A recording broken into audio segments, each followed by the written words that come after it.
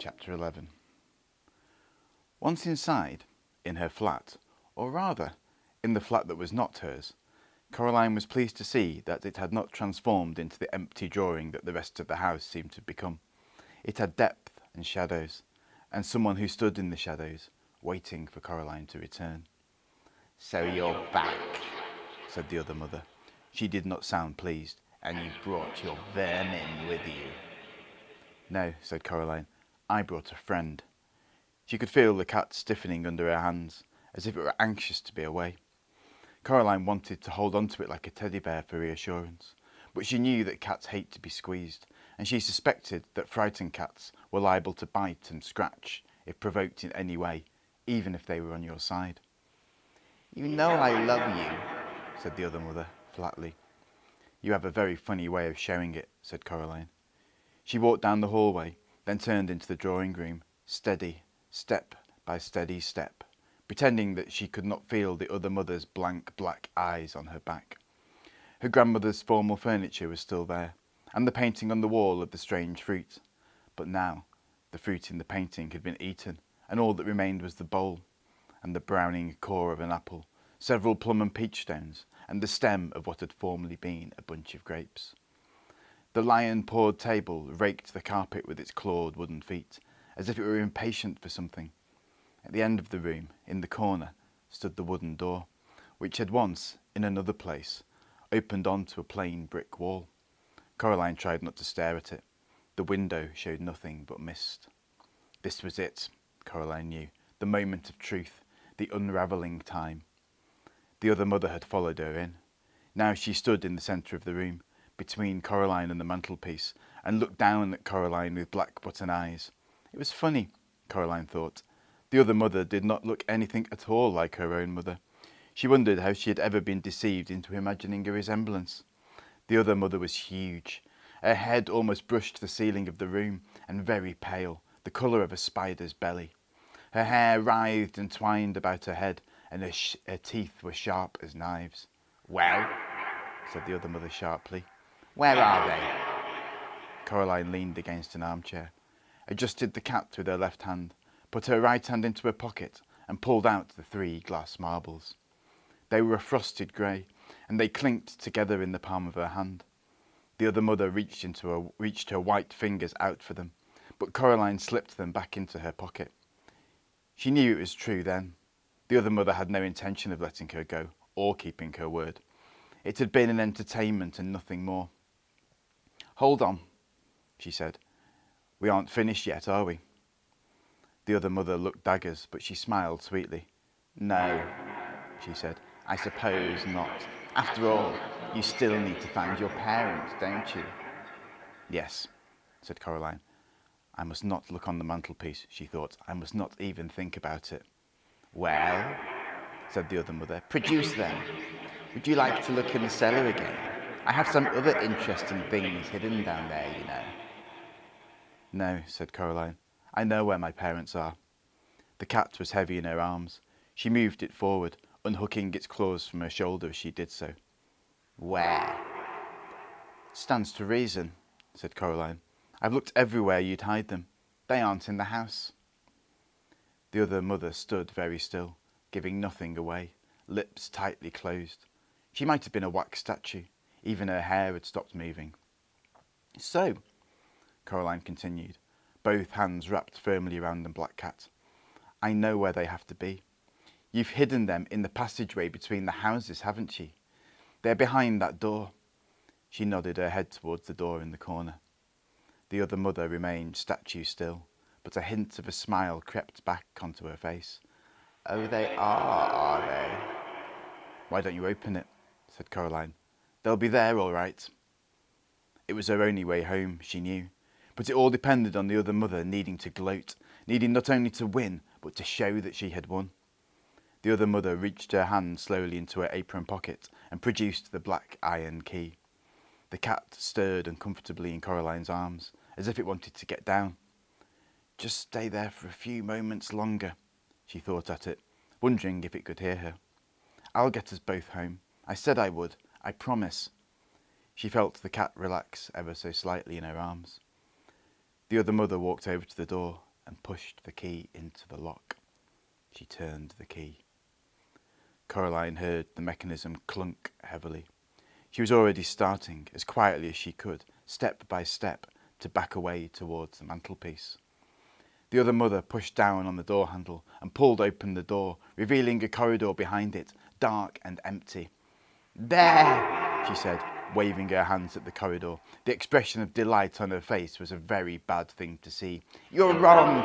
You don't know where your parents are, do you? They aren't there!" She turned and looked at Coraline. "Now," she said, "you're going to stay here forever and for always." "No," said Coraline, "I'm not." And as hard as she could, she threw the black cat towards the other mother. It yowled and landed on the other mother's head, claws flailing, teeth bared, fierce and angry, fur on end. It looked half as big again as it was in real life. Without waiting to see what would happen, Coraline reached up to the mantelpiece, closed her hand around the snow globe, then pushed it deep into the pocket of her dressing gown. The cat made a deep, ululating yowl and sank its teeth into the other mother's cheek. She was flailing at it. Blood ran from the cuts on her white face. Not red blood, but a deep, tarry black. Coraline ran for the door. She pulled the key out of the lock. "Leave her! Come on!" she shouted to the cat. It hissed and swiped its scalpel-sharp claws at the other mother's face in one wild rake, which left black ooze trickling from several gashes on her nose. Then it sprang towards Coraline. "Quickly!" she said. The cat ran towards her, and they both stepped into the dark corridor. It was colder in the corridor, like stepping down into a cellar on a warm day. The cat hesitated for a moment. Then, seeing the other mother was coming towards them, it ran to Coraline and stopped by her legs.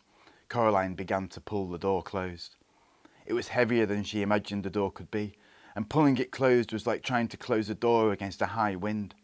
And then she felt something from the other side, starting to pull against her. "Shut," she thought. Then she said out loud, "Come on, please." And she felt the door begin to move, to pull closed, to give against the phantom wind. Suddenly, she was aware of other people in the corridor with her. She could not turn her head to look at them, but she knew them without having to look. "Help me, please," she said, "all of you." The other people in the corridor, 3 children, 2 adults, were somehow too insubstantial to touch the door, but their hands closed about hers, and she pulled on the big iron door handle, and suddenly she felt strong. "Never let up, miss. Hold strong, whispered a voice in her mind. "Pull, girl, pull," whispered another. And then a voice that sounded like her mother's, her own mother, her real, wonderful, maddening, infuriating, glorious mother just said, "Well done, Coraline." And that was enough. The door started to slip closed, easily as anything. "No!" screamed a voice from beyond the door, and it no longer sounded even faintly human. Something snatched at Coraline, reaching through the closing gap between the door and the doorpost. Coraline jerked her head out of the way, but the door began to open once more. "We're going to go home," said Coraline. "We are. Help me." She ducked the snatching fingers. Then she moved through her, then. Ghost hands lent her strength that she no longer possessed. There was a final moment of resistance, as if something were caught in the door, and then, with a crash, the wooden door banged closed. Something dropped from Coraline's head height to the floor. It landed with a sort of scuttling thump. "Come on," said the cat. "This is not a good place to be. Quickly." Coraline turned her back on the door and began to run, as fast as was practical, through the dark corridor, dragging her hand along the wall to make sure she didn't bump into anything or get turned round in the darkness. It was an uphill run, and it seemed to her that it went on for a longer distance than anything could possibly go. The wall she was touching seemed warm and yielding now, and she realised it felt as if it were covered in fine downy fur. It moved, as if it were taking a breath. She snatched her hand away from it. Winds howled in the dark. She was scared she would bump into something, and she put out her hand for the wall once more. This time what she touched felt hot and wet, as if she had put her hand in somebody's mouth, and she pulled it back with a small wail. Her eyes had adjusted to the dark. She could half see, as faintly glowing patches ahead of her, 2 adults, 3 children. She could hear the cat too, padding in the dark in front of her. And there was something else, which suddenly scuttled between her feet, nearly sending Coraline flying. She caught herself before she went down, using her own momentum to keep moving. She knew that if she fell in that corridor, she might never get up again. Whatever that corridor was older by far than the other mother. It was deep and slow, and it knew she was there. Then daylight appeared, and she ran towards it, puffing and wheezing. "Almost there," she called encouragingly, but in the light she discovered that the wraiths had gone, and she was alone. She did not have time to wonder what had happened to them. Panting for breath, she staggered through the door and slammed it behind her with the loudest, most satisfying bang you can imagine. Coraline locked the door with the key and put the key back in her pocket. The black cat was huddled in the farthest corner of the room, the pink tip of its tongue showing, its eyes wide. Coraline went over to it and crouched down. "I'm sorry," she said. "I'm sorry I threw you at her, but it was the only way to distract her enough to get us all out. She would never have kept her word, would she?" The cat looked up at her, then rested its head on her hand, licking her fingers with its sandpapery tongue. It began to purr. "Then we're friends," said Coraline. She sat down on one of her grandmother's uncomfortable armchairs, and the cat sprang up into her lap and made itself comfortable. The light that came through the picture window was daylight, real golden afternoon daylight, not a white mist light. The sky was a robin's egg blue, and Coraline could see trees and, beyond the trees, green hills, which faded on the horizon into purples and greys. The world had never seemed so sky. The world had never seemed so world.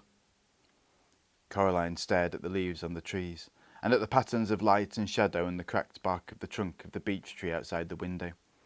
And she looked down at her lap, at the way that the rich sunlight brushed every hair on the cat's head, turning each white whisker to gold. Nothing, she thought, had ever been so interesting. And, caught up in the interestingness of the world, Coraline barely noticed that she had wriggled down and curled, cat-like, into her grandmother's uncomfortable armchair, nor did she notice when she fell into a deep and dreamless sleep.